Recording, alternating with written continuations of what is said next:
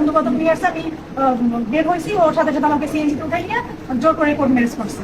ও মামনি, তাই নাকি? এখন ও যদি সেটা যদি দাবি করে, ওকে ওর দিয়ে দেবো, লাগবে, সমস্যা নেই। কার পকেট থেকে আনবে? যেহেতু আপনাকে নার্সিং পড়ার জন্য হেল্প করছে, প্রথমে আপনি বলছেন যে সে আমাকে উঠাই নিয়ে হাইকোর্টে নিয়ে বিয়ে করছে। মামনি, তোমার কি জোর করে কোলে নিয়ে গেছিল? সম্পর্ক কত বছর আপনাদের?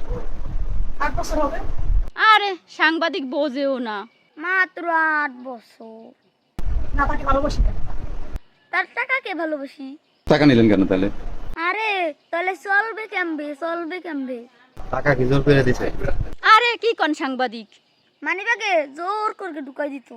টাকা কেউ জোর করে আপনি নেন নাই, সে আপনার জোর করে দেন। স্বামী স্ত্রীকে টাকা দিছে, স্ত্রী পড়ালেখা করে, সেটা বলতে পারে। সে ও মামনি, আবার স্বামী ও মানো? বলছে যে ও ডিগ্রি কমপ্লিট করছে, ও তো আসলে কোনো ডিগ্রি কোনো কিছুই করে নাই।